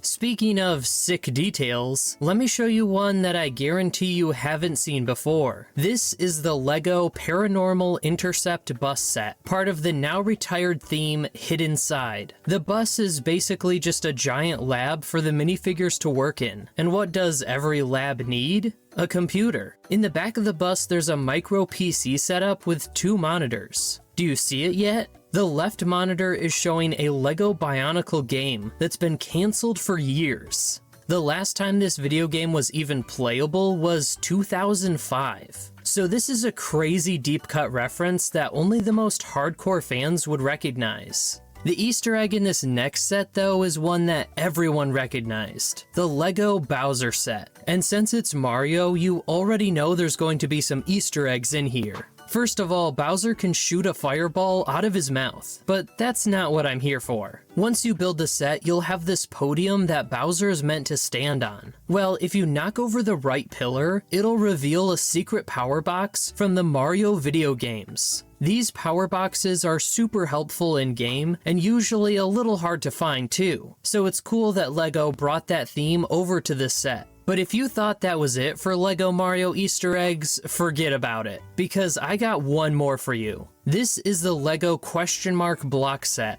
And no, the Easter egg isn't that you can reveal the 3 different worlds. It's completely hidden. If you go to the front of the block, there's a part you can actually pull up, revealing a secret Bowser lurking in the shadows. That isn't all though. If you take Bowser out and press down on what he was standing on, a secret battle arena will pop out at the bottom. This isn't just any battle arena though, this represents Bowser Stadium from Mario 64, a classic level that a ton of Mario fans love. You gotta give it to LEGO. These Easter eggs are really next level. But LEGO might have outdone themselves with this next Easter egg. If you watched my previous video, you know we covered a tiny carrot hidden under the Easter Bunny set. Well, this next Easter egg is a completely different kind of sneaky. This is the police station set from 2021. On the side of the police station building, there's a billboard for soap and suds. Now, this isn't just a random ad. This laundromat was actually next door to the old brick bank set. This is one of the only times I've seen LEGO bring an Easter egg across multiple modular sets, showing a running joke and continuity right under the police's nose. It was pretty cool to see the story continue. This next Easter egg though is probably one of the coolest ones in this video. Way back in 2006, LEGO released the LEGO Star Wars 2 The Original Trilogy video game, but there's a certain spot on Tatooine that you might have missed in the Mos Eisley spaceport level. There's a giant sign promoting the LEGO Star Wars movie. Well, if you walk under the sign and swap to R2-D2, you can actually get inside this movie theater and see the LEGO Star Wars movie on the big screen. All you have to do is break the lights and chairs, rebuild them, and bam, the movie starts playing. Technically, it isn't a real movie, it's just cutscenes from the first LEGO Star Wars video game, but it's still sick either way. While I'm talking about LEGO Star Wars, let me show you an Easter egg in the 40th anniversary Death Star set. If you go around to the side of the Death Star and pull down one of the panels, 2 studs will be sitting there, one black and one beige. Well, these studs actually represent Luke Skywalker and Darth Vader when they fought on the Death Star in Return of the Jedi. LEGO loves doing stuff like this in micro builds, like they did it in the little Han Solo set too. On the inside of the ship, there's a yellow and brown stud sitting right next to each other, and these 2 represent Obi-Wan and Anakin when they crash land on Coruscant in the beginning of Revenge of the Sith. Now, we've talked about figures and references hidden in plain sight, but no matter how deep you think we've dug into the world of LEGO, there are always more secrets waiting to be found. If you thought those micro-scale duels were small, just wait till you see the tiny eye of Sauron hidden in a giant Lord of the Rings set. Now, let's move on to the next Easter egg, hidden in the Lord of the Rings Rivendell set. Would you believe me if I told you that this beautiful, peaceful elven sanctuary was actually evil? I know it may not look like it, but there's an evil lurking here in the depths. Literally. If you take off the circular piece with all the chairs on it, you'll find a giant Eye of Sauron sitting right there. Sauron is the Dark Lord in the Lord of the Rings series, and this eye is his symbol. So this is definitely a bad omen for Frodo and the gang, hidden right there where the Fellowship was formed. Let's move away from evil though and take a look at the amazing Spider-Man art set. There isn't a lot of room for Easter eggs here, but I promise there's one here for sure. This set came out in August of 2023, which is important to know because it came out after Spider-Man Across the Spider-Verse. There was a bunch of new characters in that movie, but one of the most popular ones was Spider-Man 2099. Now take a look at the box for the Spider-Man art set. Notice anything? Well, this set comes with exactly 2,099 pieces. Listen, you might think I'm reaching here, but just remember, no LEGO references done by accident. The designers always know what they're doing. And for the perfect example of that, we have the Tales of the Space Age set, made in April of 2023. This is a really tasteful set, where you build 3D postcards showing different parts of the universe. Speaking of the artist, this is where the Easter egg comes in. The man who designed this set is Polish. Now, if we want to take a look back at these postcards, you might notice something at the bottom. On the blue and green postcards, there's a white piece and a red piece stacked on top of each other. Well, these very out-of-place colors were placed there by the Polish designer, and these pieces are the Polish flag. LEGO designers love slipping in Easter eggs about themselves when they build sets, and what better way to do it than with this super subtle flag on the back. Now let's jump into a scene all Star Wars fans know about, the Death Star trash compactor diorama set. Not only does this set have movable walls and Han Solo's famous quote, "One thing's for sure, we're all going to be a lot thinner," but it also shows R2-D2 and C-3PO on the backside, trying to make sure the rebels don't get squashed. But if all of that isn't enough for you, just take a look at this. They even went as far as to include the Dianoga, the tentacled monster that lives inside the trash compactor. Overall, it's a pretty great Easter egg. Speaking of monsters, Jurassic Park is one of the most famous movies of all time, but most people missed how the dinosaurs were actually created. In the movie, the dinos were made by using salvaged DNA and filling in the gaps with frog DNA. Well, LEGO took a liking to this fact and decided to throw a hidden frog piece in the Jurassic Park T-Rex Rampage set. This level of attention to detail is what makes LEGO sets so great. We've seen the unbelievable lengths designers go for these tiny details. But do you know what requires absolutely no effort at all? Giving this channel a boost. If you love these secrets, hit that like and subscribe button right now. It's always a good day when LEGO really gets into a franchise and pays homage to even the smallest detail. And that's exactly what they did when making the Clone Trooper Command Station set. In the movies, Order 66 was the cue for the clones to turn on the Jedi and begin the Great Purge. To honor that amazing yet dark scene, the set has exactly 66 pieces. While there's a chance this was purely coincidental, it's more likely the set designer was a total Star Wars fanatic and did it deliberately. Now, if you want proof that designers love to sneak things past us, just look at the R2-D2 set. When the group rescued Han Solo in Return of the Jedi, R2 launched Luke Skywalker's lightsaber right out of his head. So when LEGO created the R2-D2 set in 2021, they included a micro-scale version of Luke's lightsaber hidden inside R2's head. This is honestly a super cool Easter egg that rewards builders who truly understand the source material. Speaking of cool details, this next one is for the history books. The NASA Apollo Saturn V set contains exactly 1,969 pieces, to reference the year 1969, the year the US landed on the moon. They thought they could just snake that in, but we saw it. Now let's talk about some adult themes. In the Detective's Office set, if you look closely, you'll notice all the minifigures got together to smuggle cookies into the city. A woman in a red dress prepares them at her home, hides them in barrels, and they are transported easily. This entire cookie operation was being run right under the detective's nose. It almost feels unfair to call this an Easter egg, considering just how much effort they put into this tiny baked goods conspiracy. I find LEGO Easter eggs to be the best when they pay tribute to legends, and that's exactly what they did with the Ghostbusters Firehouse set. On the pinboard, you'll find a small note that reads R.I.P. HR, which is a small tribute to the actor Harold Ramis, who played Egon Spengler. Unfortunately, Ramis passed away in 2014, but putting him in a LEGO set is a great way to honor his memory. Now, this wouldn't really be a secrets video if I didn't somehow force LEGO history into it, but hear me out on this one. Did you know one of LEGO's first toys was a wooden yellow duck made back in 1935? Almost 9 decades later, in the Megapolis City set, that very same duck can be found hidden in plain sight, attached to a pole near the Ferris wheel. We also have a joke that's too funny to ignore: the Rainforest Animals set. The set comes with a beautiful parrot and 3 crispy brown pellets of bird food. If you try to feed the parrot, you'll find out what goes in must always come out. Yeah, this bird literally poops out the food right after you feed it to him.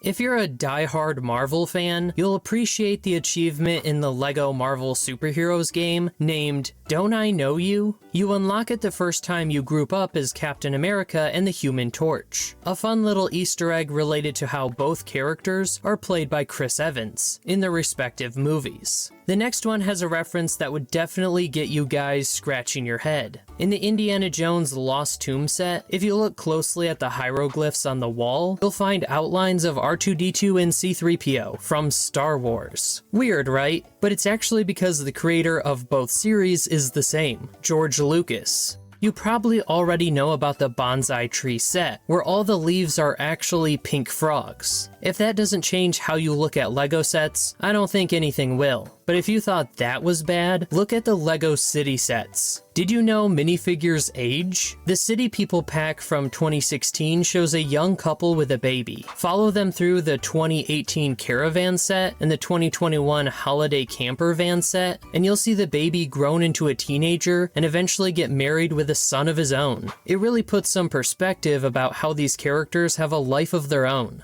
Now, the Nexo Knights Fortrex set had the numbers 375 and 6075 on the front gate. These numbers are actually a direct nod to one of the very first LEGO sets, the 1978 Yellow Castle. I find LEGO Easter eggs to be the best when they credit the people behind the designs. The Shocker Van in the Beware the Vulture set has a license plate that reads ACJR10. The JR stands for Justin Ramston, the person who designed the set. LEGO has a tradition that every license plate should contain the initials of the set designer. Now let's talk about the absolute classics. The first ever LEGO Easter egg was technically the 1989 Pirates Treasure Map, hidden with a whale and skull silhouette.